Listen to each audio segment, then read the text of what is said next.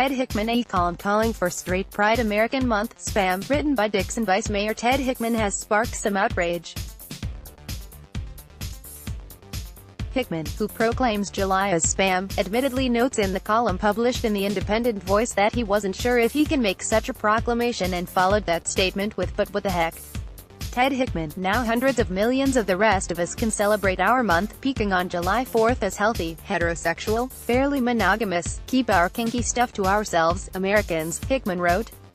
We do it with our parades in every state and county in this country, with families celebrating together.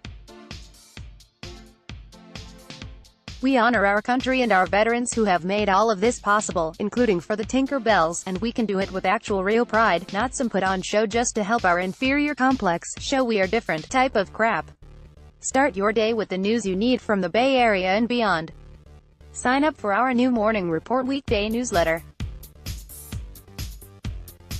He goes on to write, we are different from them, we work, have families, and babies, we make, enjoy and love the company, and marriage, of the opposite sex, and don't flaunt our differences dressing up like fairies, sick, and prancing by the thousands in a parade in nearby San Francisco to be televised all over the world.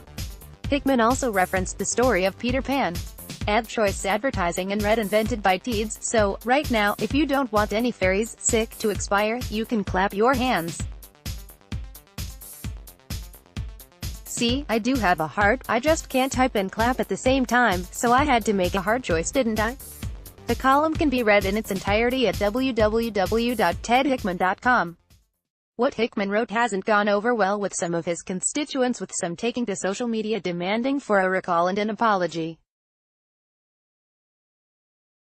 Ted's opinion is absolutely allowed for in this free country, but his use of his title of vice mayor in such an obvious homophobic tirade is nothing short of disgusting, wrote Allison Heatbrink in an email to the reporter.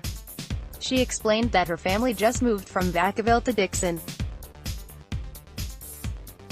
Knowing that this kind of offensive, blatantly hateful rhetoric is willingly and openly shared among city officials makes me quite weary of our decision, she continued.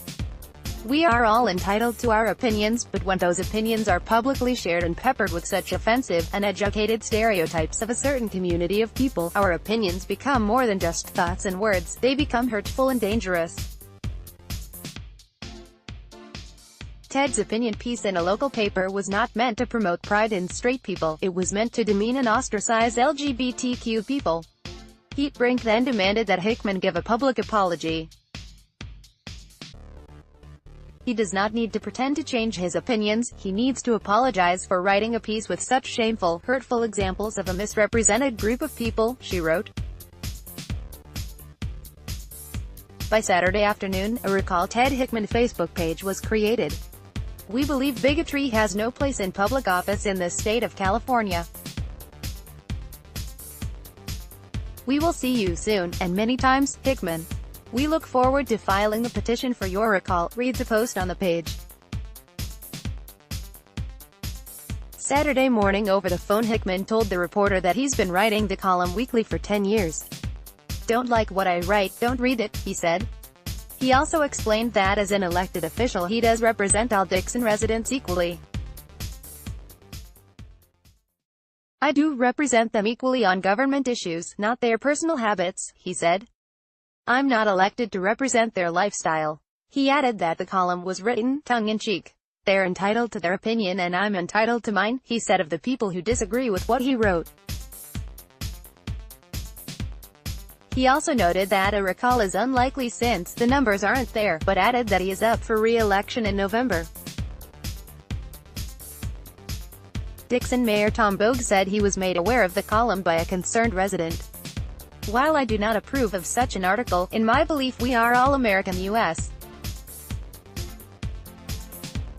citizens where sexual preference shouldn't play a role. I do believe in a person's freedom of speech even when I don't like what they are saying, said Bogue in his response to the constituent.